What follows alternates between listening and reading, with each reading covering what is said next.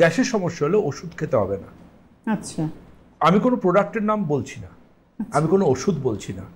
যদি বলতে হয় এক্সট্রিম কন্ডিশনে সেটা জানাবো, কিন্তু প্রথমে বলবো আপনারা আমাকে যদি লাইভ ফোনের প্রোগ্রামে ফোন করে বলেন যে ডক্টর সেন আমার ঘুম থেকে ওঠা থেকে রাত্রি শুতে যাওয়া সবসময় ব্লোটিং হচ্ছে, পেট ফেঁপে আছে, গ্যাসের সমস্যা, আমি জেরবার, এই যে কন্টিনিউ গ্যাসের সমস্যায় জেরবার, প্রথম জানবেন আমি আবারও বলবো আমার লাইন অফ ট্রিটমেন্ট অন্যরকম। আমার লাইন অফ ট্রিটমেন্ট কি? অসুখের রুট কজটাকে খুঁজে বার করে সেটাকে আপনার জীবন থেকে রেডিকেট করা। প্রথমত বলে রাখি, আগুনের জল আর পেট্রোল একসাথে দেওয়া যায় না, যে কোনো একটা দেওয়া যায়।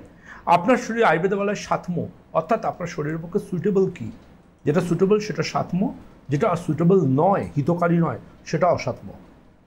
হিতকারী হচ্ছে সাত্ম, অহিতকারী হচ্ছে অসাত্ম। সুতরাং আমাদের ডেইলি লাইফস্টাইলে ভাবতে হবে যে গ্যাস যে হচ্ছে, গ্যাসের ঠিক কি কোন কারণটা আমরা আমাদের শরীরকে দিয়ে চলেছি। আমার ক্লিনিকে যে পেশেন্টরা আসেন অনেকেই বলেন এটা ডাক্তারবাবু বিকেলের দিকে গ্যাস ভাবটা বাড়ছে, দুপুরে খাওয়ার পর গ্যাস ভাবটা বাড়ছে, আবার অনেকে বলেন সারাদিন কম বেশি গ্যাসের সমস্যায় নাজেহাল হচ্ছে, জেরবার হচ্ছে।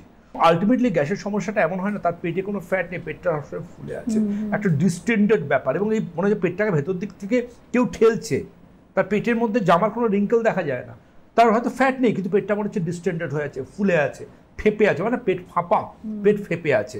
প্রথম পয়েন্ট, গ্যাস কেন হয়? গ্যাস হওয়ার মেন কারণ কিন্তু দুটো, সায়েন্স বলছে দুটো। কী কী দুটো কারণ? প্রথম কারণটা খুব মজার, ব্যাকটেরিয়া ব্রেকডাউন। খাবার যখন আমাদের ইন্টেস্টাইনে যায় ওটা পচনশীলতা শুরু হয়, ব্যাকটেরিয়া সেটাকে ভাঙতে শুরু করে। এই সঠিকভাবে যদি ব্যাকটেরিয়া ব্রেকডাউন না হয়, ভুলভালভাবে হয়, সেক্ষেত্রে কিন্তু পেটে গ্যাস আসতে পারে। দ্বিতীয় কারণটা কিন্তু খুব মজার, সেটা হচ্ছে খাবার খাওয়ার সময় কথা বলার ফলে। আমি না, সায়েন্স বলছে।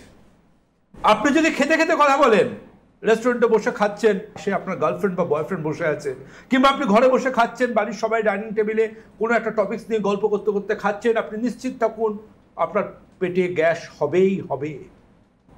আপনি রাস্তার ধারে গরমকালে দাঁড়িয়ে ডাব খাচ্ছেন, ডাবের জল ফুরিয়ে আসছে, একদম তলানিতে ডাবের জল, স্ট্র করে জোরদারভাবে টানছেন, স্ট্র থেকে একটা অদ্ভুত আওয়াজ হচ্ছে, ওই স্ট্রয়ের যে এয়ারটা আপনার পেটে গেল, গ্যাস হবেই হবে। নাম্বার 3, অনেকের দেখবেন একটা প্যাশন থাকে, হাতে সিগারেট নিয়ে ধোঁয়া উড়াচ্ছেন। আপনি কি জানেন আপনার সিগারেটের প্রত্যেকটা টানের সাথে সাথে আপনার পেটে গ্যাস যাচ্ছে, এয়ার যাচ্ছে এবং গ্যাস বাড়ছে? জানি না এটা কেউ এর আগে বলেছে কিনা। আমি বলছি, দায়িত্ব নিয়ে আমি আয়ুর্বেদ আচার্য ডক্টর দেবব্রত সেন বলছি, আজকের সায়েন্স বলছে কিন্তু কোল্ড ড্রিঙ্কসের স্ট্র থেকে যদি আপনার এয়ার যায়, আপনি যদি খেতে খেতে খুব কথা বলেন বা খুব তাড়াতাড়ি খাবার খান, কিংবা আপনি যদি মনে করেন একটু অ্যাসিড হয়েছে, একটু কোল্ড ড্রিঙ্কস খাই, কোন কোল্ড ড্রিঙ্কস তার নাম বলবো না, আমি বলবো সেই কোল্ড ড্রিঙ্কস যেটা ঢাকনা খুললে ফোঁস করে একটা আওয়াজ হয়, সেই কার্বোনেটেড কোল্ড ড্রিঙ্কস যদি আপনি খান, গ্যাস হবেই হবে। আপনি গ্যাস কমাবার জন্য অনেকে কোল্ড ড্রিঙ্কস খাচ্ছেন, কিন্তু ওটা খেলে কিন্তু গ্যাস বাড়বে। আর কাদের ক্ষেত্রে হয়? রোমন্থন, জানেন তো রোমন্থন? আমাদের গরুরা তো রোমন্থন, ঘাস খেয়ে বসে বসে একটা জায়গায়, ওপরের চোয়ালটা ফিক্স থাকে, তলার চোয়ালটাকে এইভাবে রোটেট করতে থাকে, হ্যাঁ, সেরকম কিছু হাবলুদা, রবিদা, পিন্টুদা, হাবলাদারা আছেন যারা মুখের মধ্যে বিভিন্ন চুইং টোবাকো বা চিকলেটস বা বাবল গাম মুখে নিয়ে এরকমভাবে জাবর কাটতে থাকে। দেখবেন অনেকে, দেখবেন রাস্তাঘাটে দেখবেন অনেকে জাবর কাটছে, মানে জাবর কাটাটা বলতে আমরা বুঝি তৃণভোজী প্রাণীরা জাবর কাটে, কিছু মানুষও কিন্তু জাবর কাটেন। আপনি বাস স্ট্যান্ড, রেল স্টেশন, রাস্তাঘাটে দেখবেন মানুষ জাবর কাটছে দাঁড়িয়ে। তো এই জাবর কাটা প্রাণীদেরও কিন্তু গ্যাসের সমস্যা লেগেই থাকবে, কারণ প্রত্যেকটা জাবরের সাথে তিনি কিন্তু এয়ার সোয়ালো করছেন, হাওয়া গিলে ফেলছেন, যেটার পর পেটটা ফেপে উঠছে। অনেকগুলো কারণের মধ্যে এই কারণগুলো আজকের দিনে কিন্তু মানুষ ভাবেন না। গ্যাস হওয়া মানেই কিন্তু একটা আপনি অ্যান্টাসিড ঢক ঢক করে খেতে শুরু করলেন সেটা নয়। আপনাকে মনে রাখতে হবে গ্যাস হওয়ার কারণ আজকের সায়েন্স কি বলছে, কারণ ডক্টর সেন সেই জিনিসটি আপনাদের কাছে সব থেকে বেশি হাইলাইট করবেন যেটা আজকের রিসার্চ বলছে। দেখবেন বয়স্ক মানুষদের গ্যাস হয় কাদের ক্ষেত্রে? যাদের দাঁত নেই। খাবার চিবিয়ে খাওয়ার জন্য তো ইনডাইজেশন হবে, গ্যাস কেন হবে? গ্যাসের অন্যতম কারণ থাকে কি, যারা ডেঞ্চার ইউজ করে, নকল দাঁত এরকম খুলে নেন না, দিয়ে ব্রাশ করেন আবার পরেন, ওই ডেঞ্চার যদি প্রপারলি ফিট না হয় তিনি গ্যাসের সমস্যায় জেরবান হবেন। গ্যাসের সমস্যার কারণ তো আমরা জানি, এটা ওটা সেটা খেয়ে ফেলি, গরমের সন্ধ্যাবেলা আমরা বেরিয়ে একটুখানি চপ টপ খাই, এটা ওটা খাই, একটু ফুচকা খাই, গ্যাস হচ্ছে, এগুলো আপনি কী বলছেন? দেখুন, ভীষণ গুরুত্বপূর্ণ, কিন্তু এটা ভুললে হবে না। আপনি কি ফল খান? পাঁচমিশালি ফল করে খাচ্ছেন, ফল খাচ্ছেন, ফল খাওয়া খুব ভালো, আপনার ডাক্তারবাবু বলেছেন ফল খাওয়া খুব ভালো, আপনি খাচ্ছেন, কোনো সমস্যা নেই। কিন্তু একটা জিনিস জেনে রাখবেন, যদি আপনি গ্যাসের রোগী হন, যদি আপনার গ্যাসের টেন্ডেন্সি থাকে, আমাদের ভারতবর্ষের জনসংখ্যার বেশ কিছু মানুষ কিন্তু ফ্রুক্টোজ ইনটলারেন্সে ভোগেন। এই ফ্রুক্টোজ ইনটলারেন্স এমন একটা সমস্যা, যেই সমস্যায় কিন্তু ফল খাবার পর আপনার পেট ফুলে উঠবে এবং আপনার গ্যাসের সমস্যায় নাস্তানাবুদ হতেই হবে। সুতরাং ফল সবার জন্য নয়। যার ফল খেয়ে কোনো রকম কোনো পেটের সমস্যা হয় না, গ্যাসের সমস্যা নেই, তার জন্য ফল একদম ঠিকঠাক। কিন্তু আপনি যদি মনে করেন ফল খাবার পর আমার পেট ভার হচ্ছে এবং আমার গ্যাসের সমস্যা সৃষ্টি হচ্ছে, সেক্ষেত্রে জানবেন আপনার ফ্রাক্টোজ ইনটলারেন্স এই সমস্যা থাকলেও থাকতে পারে, যেটা আপনার ক্ষেত্রে ভয়ঙ্কর। আপনার ডাক্তার বলবেন ফল খেতে পারবেন না যদি আপনার গ্যাসের সমস্যা থাকে।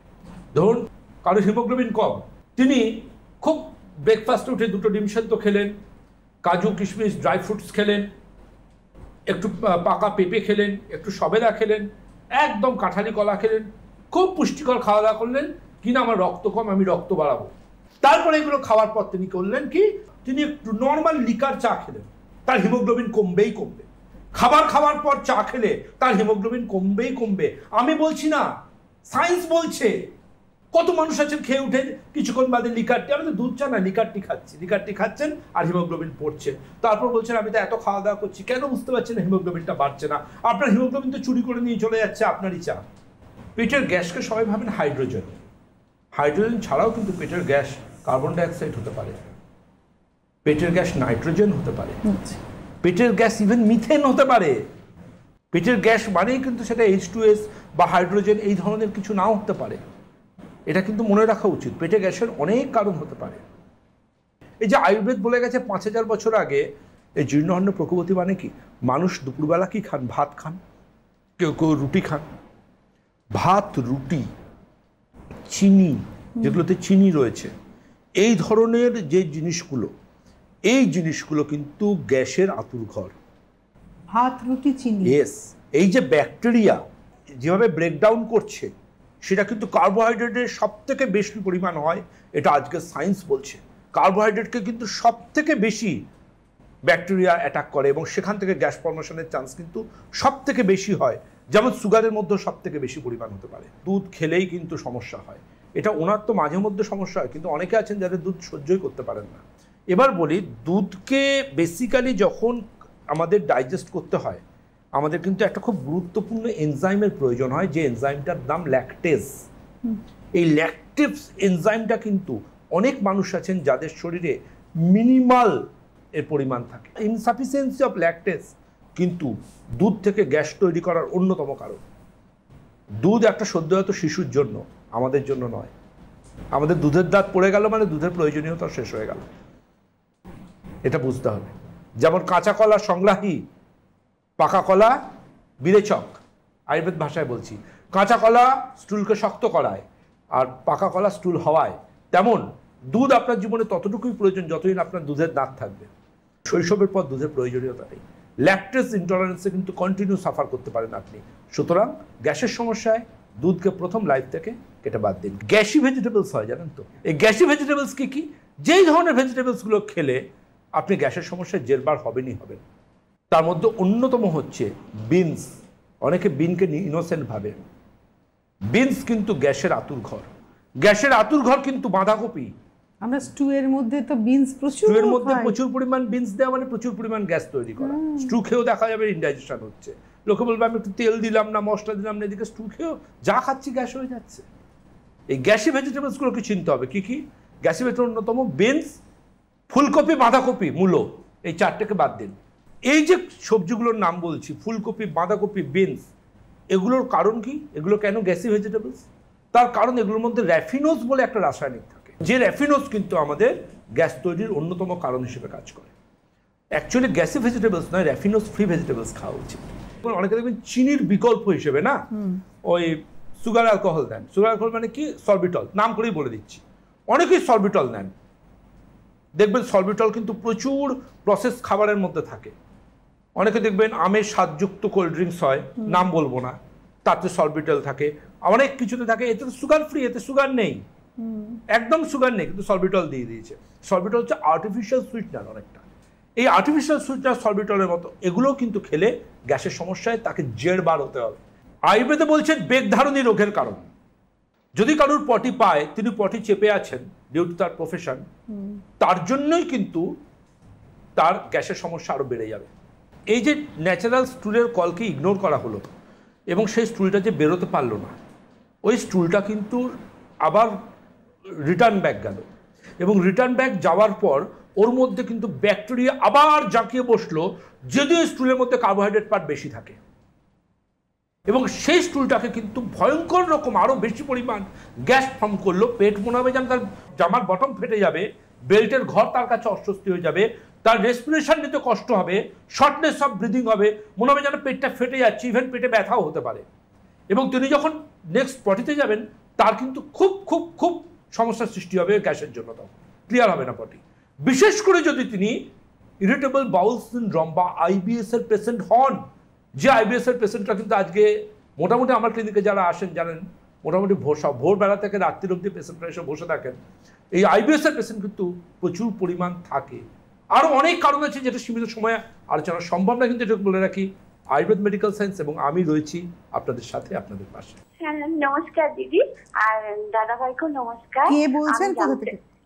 আমি জামশেদপুর থেকে চন্দ্রা সামন্ত বলছি। হ্যাঁ বলুন। তো আমার না ওই এতে একটা গল ব্লাডারে যে পাখিদের কাছে একটু বলছে যে একটা কিছু প্রলেপ পড়েছে। এই রিসেন্ট আমি ওই প্রলেপ পড়েছে তো হয় না, আপনি আল্ট্রাসোনোগ্রাফি নিশ্চয়ই করিয়েছেন? না স্যার, জাস্ট এই মাত্র আমি জামশেদপুরে একটা থেকে ওই দেখি ডাক্তার বলেছিলেন। আপনি আল্ট্রাসোনোগ্রাফি করেছেন কি করেননি? করেছি স্যার, সেই আল্ট্রাসোনোগ্রাফি রিপোর্টটা আমাকে পাঠিয়ে দিন, ঠিক আছে? পরবর্তী কথা তারপর বলবো।